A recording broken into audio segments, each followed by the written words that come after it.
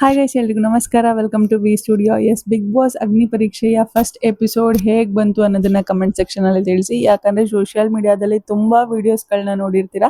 Like cringe ಆಗಿ ಆಡ್ತಿರುವಂತಹ ಒಂದಷ್ಟು ಜನನ ಬಿಗ್ ಬಾಸ್ ಅಗ್ನಿ ಪರೀಕ್ಷೆಗೆ ಸೆಲೆಕ್ಟ್ ಮಾಡಿದಾರಂತೆ ಅಂತ ಹೇಳಿ ಮಾಹಿತಿಗಳನ್ನ ಕೇಳಿರ್ತೀರಾ. ಅಮುಕುಡುಮುಕು ಅವರಾಗಿರ್ಬೋದು, ಅಥವಾ ಗಂಗಕ್ಕ ಅವ್ರನ್ನಾಗಿರ್ಬೋದು, ಕಬಾಬ್ ಮಂಜು ಅವ್ರನ್ನಾಗಿರ್ಬೋದು, ಇಂತಹವ್ರನ್ನೆಲ್ಲ ಸೆಲೆಕ್ಟ್ ಮಾಡಿದಾರಂತೆ ಅನ್ನುವಂತಹ ಮಾಹಿತಿ ಸೋಷಿಯಲ್ ಮೀಡಿಯಾದಲ್ಲಿ ತುಂಬಾನೇ ಬರ್ತಿತ್ತು. ಸೊ ಅದನ್ನೆಲ್ಲ ನೋಡಿ ತುಂಬಾ ಜನ ಡಿಸಪಾಯಿಂಟ್ ಆಗಿದ್ದು ಉಂಟು. ಇಂಥವ್ರನ್ನೆಲ್ಲ ಬಿಗ್ ಬಾಸ್ ಮನೆಯಲ್ಲಿ ನಾವು ನೋಡ್ಬೇಕಾ? ಸೋಷಿಯಲ್ ಮೀಡಿಯಾದಲ್ಲಿ ಇವ್ರನ್ನ 30 ಸೆಕೆಂಡ್ ವಿಡಿಯೋದಲ್ಲಿ ನೋಡೋದಕ್ಕೆ ನಮ್ಗೆ ಸಹಿಸ್ಕೊಳ್ಳೋದಕ್ಕೆ ಆಗೋದಿಲ್ಲ. ಅಂತದ್ರಲ್ಲಿ ಬಿಗ್ ಬಾಸ್ ಮನೆಯಲ್ಲಿ ಇವ್ರನ್ನೆಲ್ಲ ಹೇಗಪ್ಪ ತಡ್ಕೊಳ್ಳೋದು ಅಂತ ಹೇಳಿ ಬಿಗ್ ಬಾಸ್ನೇ ನೋಡಲ್ಲ ಅಂತ ಹೇಳಿ ಒಂದಷ್ಟು ಜನ ಡಿಸೈಡ್ ಮಾಡ್ಕೊಂಡಿದ್ರು. ಬಟ್ ಇವತ್ತು ಜಡ್ಜಸ್ಗಳು ಕಂಟೆಸ್ಟೆಂಟ್ಗಳನ್ನ ಸೆಲೆಕ್ಟ್ ಮಾಡ್ತಿರುವಂತಹ ಪ್ರೋಸೆಸ್ ನಂಗಂತೂ ಸಿಕ್ಕಾಪಟ್ಟೆ ಇಷ್ಟ ಆಯ್ತು. ಸೊ ಯಾವುದು ಬೇಕು, ಬಿಗ್ ಬಾಸ್ ಮನೆಗೆ ಯಾವ ರೀತಿಯಾದಂತಹ ಕಂಟೆಸ್ಟೆಂಟ್ಗಳು ಬೇಕು ಅಂತಹ ಕಂಟೆಸ್ಟೆಂಟ್ಗಳನ್ನ ಸೆಲೆಕ್ಟ್ ಮಾಡ್ತಿದ್ದಾರೆ. ಲೈಕ್ ಎಸ್, ಅಫ್ಕೋರ್ಸ್ ಸೋಷಿಯಲ್ ಮೀಡಿಯಾದಲ್ಲಿ ಕ್ರಿಂಜಾಗಿ ಆಡ್ತಿರುವಂತಹ ಕಂಟೆಸ್ಟೆಂಟ್ಗಳನ್ನ ಒಂದಷ್ಟು ಜನನ ಯೂಸ್ ಮಾಡ್ಕೊಂಡಿದ್ದಾರೆ just to grab the social media views ಅಷ್ಟೇ. ಸೋಷಿಯಲ್ ಮೀಡಿಯಾದಲ್ಲಿ ಒಂದು ರೀಚ್ ಅನ್ನ ಪಡೆದುಕೊಳ್ಳೋದಕ್ಕೆ, ಜನಗಳ ಕ್ಯೂರಿಯಾಸಿಟಿನ ಹೆಚ್ಚಿಸೋದಕ್ಕೋಸ್ಕರ ಈ ಒಂದು ಸೋಷಿಯಲ್ ಮೀಡಿಯಾದಲ್ಲಿ ಕ್ರಿಂಜ್ ಆಗಿ ಆಡ್ತಿರುವಂತಹ ಕಂಟೆಸ್ಟೆಂಟ್ಗಳನ್ನ ಯೂಸ್ ಮಾಡ್ಕೊಂಡಿದ್ದಾರೆ ಅಂತ ಹೇಳ್ಬೋದು. ಅಮುಕುಡುಮುಕು ಅವರಾಗಿರ್ಬೋದು, ಗಂಗಕ್ಕ ಅವರಾಗಿರ್ಬೋದು, ಅಥವಾ ಕಬಾಬ್ ಮಂಜು ಅವರಾಗಿರ್ಬೋದು, ಇವರೆಲ್ಲಾರನ್ನೂ ಸಹ ಯೂಸ್ ಮಾಡ್ಕೊಂಡಿರೋದು ಅದೇ ಪರ್ಪಸ್ಗೋಸ್ಕರ. ಸೊ ಕಬಾಬ್ ಮಂಜು ಅವ್ರನ್ನ ಇವತ್ತು ಸ್ಟೇಜ್ ಮೇಲೆ ನೀವು ಖಂಡಿತವಾಗ್ಲೂ ನೋಡಿರ್ತೀರಾ. ಅವರು ಸೆಲೆಕ್ಟ್ ಆಗಿಲ್ಲ. 4ಕ್ಕೆ 4 ಜನನು ಕೂಡ ರಿಜೆಕ್ಟ್ ಮಾಡಿ ಅವರನ್ನ ಬಿಗ್ ಬಾಸ್ ಅಗ್ನಿ ಪರೀಕ್ಷೆಯಿಂದ ಹೊರಗಡೆ ಕಳಿಸಿದ್ದಾರೆ ಅಂತ ಹೇಳ್ಬೋದು. ಅಂಡ್ ಕಂಟೆಸ್ಟೆಂಟ್ಗಳ ಸೆಲೆಕ್ಷನ್ ಪ್ರೋಸೆಸ್ ಕೂಡ ತುಂಬಾನೇ ಕ್ಲಿಯರ್ ಕಟ್ ಆಗಿ ಮಾಡ್ತಿದ್ದಾರೆ. ಯಾಕಂದ್ರೆ ಜಡ್ಜಸ್ಗಳಿಗೆ ಗೊತ್ತು ಯಾವ ರೀತಿಯಾದಂತಹ ಕಂಟೆಸ್ಟೆಂಟ್ಗಳು ಬಿಗ್ ಬಾಸ್ ಮನೆಯಲ್ಲಿ ಇರಬೇಕು ಅಂತ ಹೇಳಿ.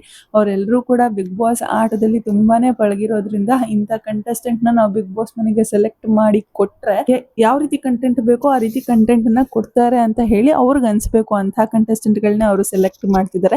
ಸೊ ಆ ಒಂದು ಬೇಸಿಸ್ ಮೇಲೆ ನೋಡೋದಾದ್ರೆ ಬಿಗ್ ಬಾಸ್ ಅಗ್ನಿ ಪರೀಕ್ಷೆಗೆ ಫಸ್ಟ್ ಎಂಟ್ರಿ ಕೊಡೋದು ಲೈಕ್ ಕಾರ್ಪೊರೇಟ್ ಲೇಡಿ ಬರ್ತಾರೆ ಅಂತ ಹೇಳ್ಬೋದು. ನಾನು ಯಾವುದೇ ಕಂಟೆಸ್ಟೆಂಟ್ ಗಳ ಹೆಸರನ್ನ ಹೇಳೋದಕ್ಕೆ ಹೋಗೋದಿಲ್ಲ. ಒಂದು ಲೇಡಿ ಬರ್ತಾರೆ ಅಂಡ್ ಅವ್ರಿಗೆ ಕೊಡುವಂತಹ ಟಾಸ್ಕ್ ಏನು ಅಂತಂದ್ರೆ, ನೀವು ನಿಮ್ಮ ಮೊಬೈಲ್ ತಗೊಂಡು ನಿಮ್ಮ ಕಂಪ್ನಿಗೆ ಏನಿದೆ ನೀವು ವರ್ಕ್ ಮಾಡ್ತಿರುವಂತಹ ಕಂಪ್ನಿ ಮ್ಯಾನೇಜರ್ಗೆ ಕಾಲ್ ಮಾಡಿಬಿಟ್ಟು, ಇನ್ನೇನು ನಾನು ಜಾಬ್ ಕ್ವಿಟ್ ಮಾಡ್ತಾ ಇದ್ದೀನಿ, ಇನ್ನು ಮುಂದೆ ಜಾಬ್ಗೆ ಬರೋದಿಲ್ಲ, ಲೈಕ್ ಯಾವುದೇ ರೀತಿಯಾದಂತಹ ರೀಸನ್ಸ್ ಹೇಳ್ದೆ ನೀವು ಜಾಬ್ ಕ್ವಿಟ್ ಮಾಡ್ತಿದ್ದೀವಿ ಅಂತ ಹೇಳಬೇಕಷ್ಟೇ ಅಂತ ಹೇಳಿ ಒಂದು ಟಾಸ್ಕನ್ನು ಕೊಡ್ತಾರೆ. ಅವರು ಕೂಡ ಆ ಟಾಸ್ಕನ್ನು ಕಂಪ್ಲೀಟ್ ಮಾಡ್ತಾರೆ. ಅವರ ಮ್ಯಾನೇಜರ್ಗೆ ಕಾಲ್ ಮಾಡಿ ನಾನು ಬರೋದಿಲ್ಲ ಅಂತ ಹೇಳ್ತಾರೆ. ಆ್ಯಂಡ್ ಇಲ್ಲಿ ಪ್ರತಿಯೊಂದು ಕಂಟೆಸ್ಟೆಂಟ್ಗೂ ಕೂಡ ಅಲ್ಲಿ ಇದ್ದಂತಹ ಜಡ್ಜಸ್ಗಳು ಪದೇ ಪದೇ ಮೆನ್ಷನ್ ಮಾಡಿ ಹೇಳ್ತಾನೆ ಇದ್ರು, ನೀವು ಈ ಒಂದು ಟಾಸ್ಕ್ ಕಂಪ್ಲೀಟ್ ಮಾಡಿದ್ರು ಸಹ ಬಿಗ್ ಬಾಸ್ ಅಗ್ನಿ ಪರೀಕ್ಷೆನಲ್ಲಿ ಸೆಲೆಕ್ಟ್ ಆದ್ರೂ ಆಗ್ಬೋದು, ಆಗ್ದಿರೋನು ಇರ್ಬೋದು. ನೀವು ಈ ಟಾಸ್ಕ್ ಮಾಡಿದ್ರಿ ಅಂದಿದ ತಕ್ಷಣ ನೀವು ಸೆಲೆಕ್ಟ್ ಆಗೇ ಬಿಡ್ತೀರಾ ಅಂತ ಹೇಳಿ ಅನ್ಕೊಳ್ಳೋದಕ್ಕೆ ಹೋಗ್ಬೇಡಿ, ಮಾಡೋದು ಬಿಡೋದು ನಿಮ್ಮ ಚಾಯ್ಸ್ ಅಂತ ಹೇಳಿ ಪ್ರತಿಯೊಬ್ಬ ಕಂಟೆಸ್ಟೆಂಟ್ಗೂ ಸಹ ಹೇಳ್ತಿದ್ರು. ನಂಗನ್ಸುತ್ತೆ ಲೈಕ್ ಆ ಲೇಡಿ ಇನ್ನೊಂದು ಸ್ವಲ್ಪ ಕಾನ್ಫಿಡೆಂಟ್ ಆಗಿ ಮಾತಾಡ್ಬೋದಾಗಿತ್ತು. ಅವ್ರಿಗೆ ಓವರ್ ಕಾನ್ಫಿಡೆಂಟ್ ಅನ್ನ ತಂದ್ಕೊಂಡ್ಬಿಟ್ಟಿದ್ರು. ಲೈಕ್ ನಾನು ಮಾತಾಡ್ತಿದ್ರೆ ಎಲ್ರಿಗೂ ಸಹ ಕೇಳಬೇಕು ಅಂತ ಅನ್ಸ್ತಿರತ್ತೆ, ನಾನು ಮಾತಾಡ್ತಿದ್ರೆ ಎಲ್ಲರೂ ಸಹ ಇಂಪ್ರೆಸ್ ಆಗ್ತಾರೆ ಅಂತ ಹೇಳಿ ಅವರೇ ಅನ್ಕೊಂಡಿದ್ರು. ಆ ಒಂದು ಇಲ್ಯೂಷನ್ ಅನ್ನ ಬಿಟ್ಟು ಅವ್ರು ಬೇರೆ ಏನಾದ್ರೂ ಹೇಳಿದಿದ್ರೆ, ಬೇರೆ ಏನಾದ್ರೂ ಸ್ವಲ್ಪ ಕಾನ್ಫಿಡೆಂಟ್ ಆಗಿ ಮಾತಾಡಿದಿದ್ರೆ ಆಕ್ಚುಲಿ ಅವರು ಕೂಡ ಸೆಲೆಕ್ಟ್ ಆಗುವಂತಹ ಚಾನ್ಸಸ್ ತುಂಬಾನೇ ಇತ್ತು. ಬಟ್ ಇವಾಗ ಸದ್ಯಕ್ಕೆ ವೇಟಿಂಗ್ ಲಿಸ್ಟ್ ಅಲ್ಲಿ ಇದ್ದಾರೆ. ಅಂಡ್ ವೇಟಿಂಗ್ ಲಿಸ್ಟ್ ಅಲ್ಲಿ ಇದೀನಿ ಅಂತ ಹೇಳಿ ಅವ್ರಿಗೆ ಇನ್ನೊಂದು ಚಾನ್ಸ್ ಇದೆ ಅಂತ ಹೇಳ್ತಿದ್ರು ಕೂಡ ಅವ್ರು ಸ್ವಲ್ಪ ಕನ್ಫ್ಯೂಷನ್ ಮೈಂಡ್ ಅಲ್ಲೇ ಇದ್ರು. ನಾನು ರಿಜೆಕ್ಟೇ ಆಗ್ಬಿಟ್ಟಿದ್ದೀನಿ ಅನ್ನೋ ರೀತಿ ಅವ್ರು ಆಡ್ತಿದ್ರು. ಈ ರೀತಿ ಕನ್ಫ್ಯೂಷನ್ ಮೈಂಡ್ ಅನ್ನ ಇಟ್ಕೊಂಡು ಈ ರೀತಿ ಹೋದ್ರೆ ಬಿಗ್ ಬಾಸ್ ಮನೆಯಲ್ಲಿ ಸರ್ವೈವ್ ಆಗೋದಕ್ಕೆ ತುಂಬಾನೇ ಕಷ್ಟ ಆಗುತ್ತೆ. ಸೊ ಇವರು ಬಿಗ್ ಬಾಸ್ ಮನೆಗೆ ಬರೋದು ನನಗೆ ಪರ್ಸ್ನಲಿ ಇಷ್ಟ ಆಗಿಲ್ಲ. ಅಂಡ್ ಸೆಕೆಂಡ್ ಬಂದಂತಹ ಕಂಟೆಸ್ಟೆಂಟ್ ನಮ್ಮ ಕನ್ನಡಿಗ, ಲೈಕ್ ಕನ್ನಡದ ಕುವರ ಅಂತಾನೆ ಹೇಳ್ಬೋದು. ಮಾತು ಅವರ ಒಂದು ವಾಕ್ಚಾತುರ್ಯಕ್ಕೆ ನಾನಂತೂ ಫಿದಾ ಆಗೋದೆ ಅಂತ ಹೇಳ್ಬೋದು. ಅಷ್ಟು ಚೆನ್ನಾಗಿ ಮಾತಾಡ್ತಿದ್ರು.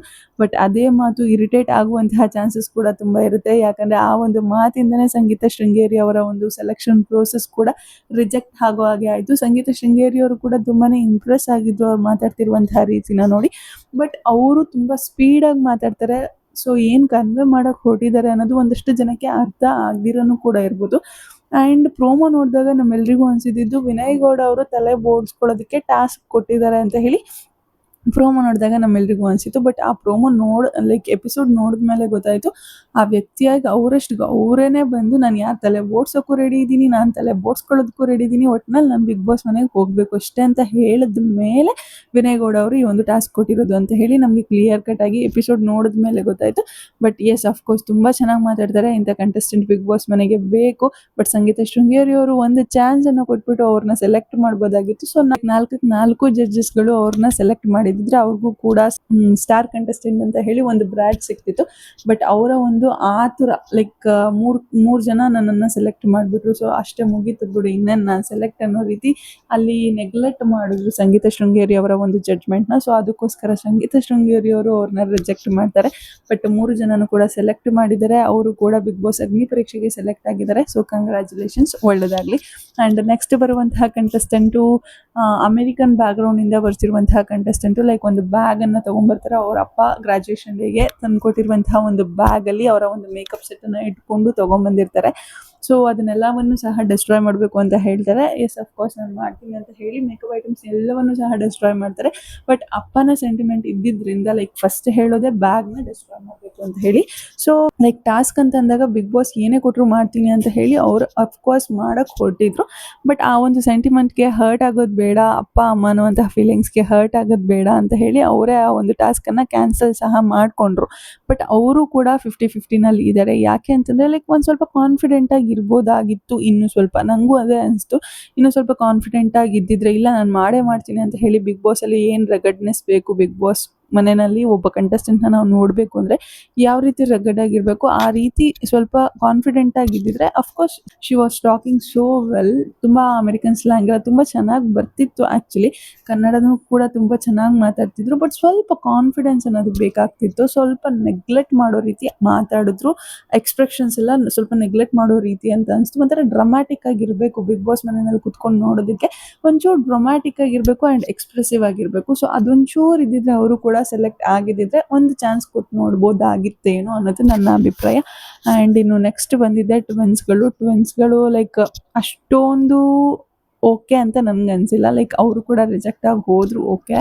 ಬಟ್ ಅಕ್ಕನಿಗೆ ಕೊಡೋ ಬದಲು ತಂಗಿಗೆ ಕೊಟ್ಟಿದ್ರೆ ಆ ಚಾನ್ಸು ತುಂಬ ಚೆನ್ನಾಗಿರ್ತಿತ್ತು ಅನಿಸುತ್ತೆ.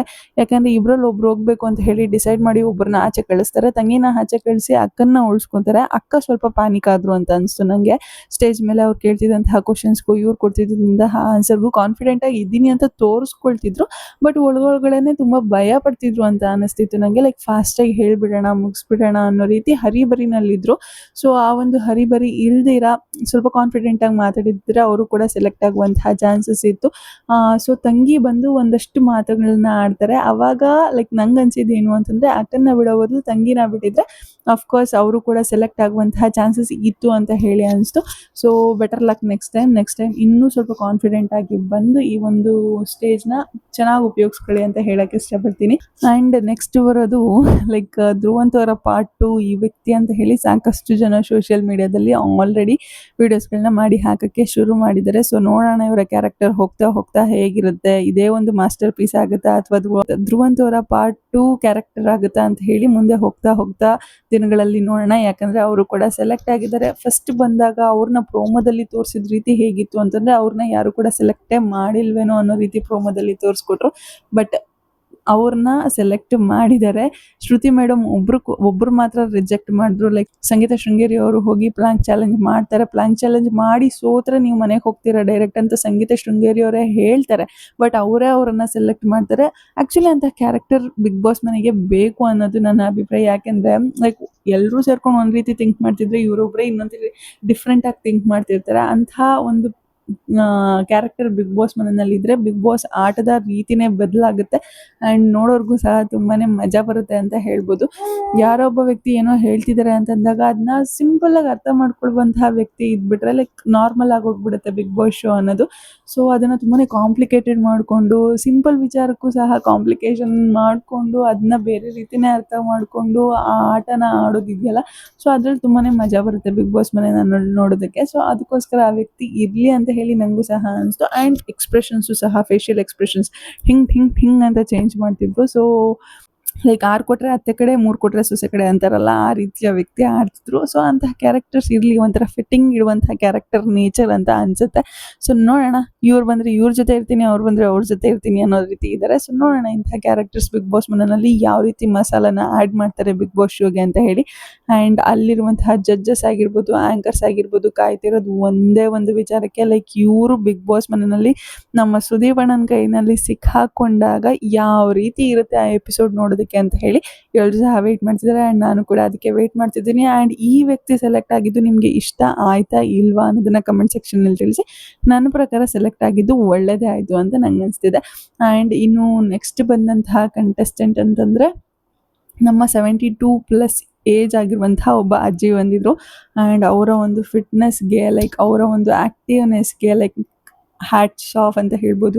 ಆ ಏಜಲ್ಲಿ ಆ ಒಂದು ಎನರ್ಜಿ ಲೆವೆಲ್ನ ಕ್ಯಾರಿ ಮಾಡ್ತಿದ್ದಾರಲ್ಲ ಅವರು ತುಂಬಾ ಗ್ರೇಟ್ ಅವರು. ಯೋಗ ಎಷ್ಟೊಂದು ಜನಕ್ಕೆ ಫ್ರೀಯಾಗಿ ಯೋಗ ಹೇಳ್ಕೊಟ್ಟಿದ್ದೀನಿ. ₹1 ಕೂಡ ಯಾರ ಹತ್ರನೂ ನಾನು ಇಲ್ಲಿವರೆಗೂ ಇಸ್ಕೊಂಡಿಲ್ಲ ಅಂತ ಹೇಳಿದ್ರು. ಈ ಒಂದು ಜನ್ರೇಷನಲ್ಲಿ ಕಾಲ ಹೇಗಾಗ್ಬಿಟ್ಟಿದೆ ಅಂತಂದರೆ ಜಸ್ಟ್ ಒಂದು ಡ್ರಾಪ್ ನೀರು ಕೊಡ್ತೀವಿ ಅಂತ ಅಂದಾಗಲೂ ಸಹ ಅಲ್ಲಿಂದ ಏನೋ ಒಂದು ಎಕ್ಸ್ಪೆಕ್ಟ್ ಮಾಡ್ತಾ ಇರ್ತಾರೆ ಈ ಕಾಲದಲ್ಲಿ. ಅಂಥದ್ರಲ್ಲಿ ಸಾಕಷ್ಟು ಜನಕ್ಕೆ ಫ್ರೀಯಾಗಿ ಯೋಗ ಹೇಳ್ಕೊಟ್ಟಿದ್ದೀನಿ. ಅದರಿಂದನೇ ನಾನು ಕೂಡ ತುಂಬಾ ಫಿಟ್ ಆಗಿದ್ದೀನಿ ಅಂತ ಹೇಳಿ ಅವರು ಹೇಳ್ಕೊತಿದ್ರು. ಸೊ ಎಸ್ ನೈಸ್, ತುಂಬಾ ಎನರ್ಜಿ ಲೆವೆಲ್ ಇದೆ. ಊಟ ಇಲ್ಲ ಅಂದರೂ ಸಹ ಒಂದು ಗ್ಲಾಸ್ ನೀರು ಕುಡ್ಕೊಂಡು ಬದುಕುವಂತಹ ಶಕ್ತಿ ನನಗೆ ಬಿಗ್ ಬಾಸ್ ಮನೆಯಲ್ಲಿ ಇರುತ್ತೆ, ಬೇಕಾದ್ರೆ ನೋಡಿ ಅಂತ ಹೇಳಿ ಚಾಲೆಂಜ್ ಮಾಡಿದ್ದಾರೆ. ಎಸ್, ಆ ಒಂದು ಶಕ್ತಿ ದೇವರವ್ರಿಗೆ ಕೊಡಲಿ ಅಂತ ಹೇಳ್ತಾ ಆಲ್ ದ ಬೆಸ್ಟ್. ಆ್ಯಂಡ್ ಇನ್ನು ನೆಕ್ಸ್ಟ್ ಬಂದಿದ್ದು BMTC ಮೆಕ್ಯಾನಿಕ್ ಅವರು ಬಂದರು. ಸಾಕಷ್ಟು ಜನ ನೋಡಿರ್ತೀರ, BMTC ಡ್ರೈವರ್ ಬಂದಿರ್ತಾರೆ ಅಥವಾ ಟಿಕೆಟ್ ಕಲೆಕ್ಟರ್ ಮಾಡೋರು ಬಂದಿರ್ತಾರೆ. ಸೊ BMTCಯ ಮೆಕ್ಯಾನಿಕ್ ಅವರು ಬಂದಾಗ ಅವ್ರು ಹೇಳ್ಕೊಂಡಿದ್ದ ಇಂಟ್ರಡಕ್ಷನು ಕೂಡ ತುಂಬಾ ಚೆನ್ನಾಗಿತ್ತು. ಎಲ್ಲರೂ ನನ್ನ ರೌಡಿ ರಾಣಿ ಅಂತ ಹೇಳಿ ಕರೀತಾರೆ ಅಂತ ಹೇಳಿ ಹೇಳ್ಕೊಂಡ್ರು. ಬಟ್ ಆ ಒಂದು ರೌಡಿ ಅನ್ನುವಂತಹ ಕ್ಯಾರೆಕ್ಟರ್ಗೆ ಮಾಡಿಸ್ದಂಗಿದ್ದಾರೆ ಅವರು. ಅವ್ರನ್ನ 4 ಜನ ಜಡ್ಜಸ್ಸು ಕೂಡ ಸೆಲೆಕ್ಟ್ ಮಾಡಿ ಸ್ಟಾರ್ ಪ್ಲೇಯರ್ ಅನ್ನುವಂತಹ ಒಂದು ಬ್ರ್ಯಾಡ್ಜನ್ನು ಕೊಡ್ತಾರೆ. ಅಫ್ಕೋರ್ಸ್ ಅವರು ನಡ್ಕೊಂಡಂತಹ ರೀತಿ, ಬಿಗ್ ಬಾಸ್ ಅಗ್ನಿ ಪರೀಕ್ಷೆ ಸ್ಟೇಜ್ ಮೇಲೆ ಅವರು ಮಾಡಿದಂತಹ ಟಾಸ್ಕ್ ಆಗಿರ್ಬೋದು, ಅವರು ಮಾತಾಡಿದಂತಹ ರೀತಿ ಆಗಿರ್ಬೋದು, ಎಲ್ಲವೂ ಕೂಡ ತುಂಬಾ ಇಂಪ್ರೆಸಿವ್ ಆಗಿತ್ತು. ಆ ಒಂದು ಟೈರ್ನ ಹೋಲ್ಡ್ ಮಾಡ್ಕೊಂಡು ನಿಂತ್ಕೊಂಡ್ರಲ್ಲ, ಅಷ್ಟು ಈಸಿ ಅಲ್ಲ. ಹೆಣ್ಮಕ್ಳಿಗಂತೂ ಅದು ಈಸಿನೇ ಅಲ್ಲ ಅಂತ ಹೇಳ್ಬೋದು.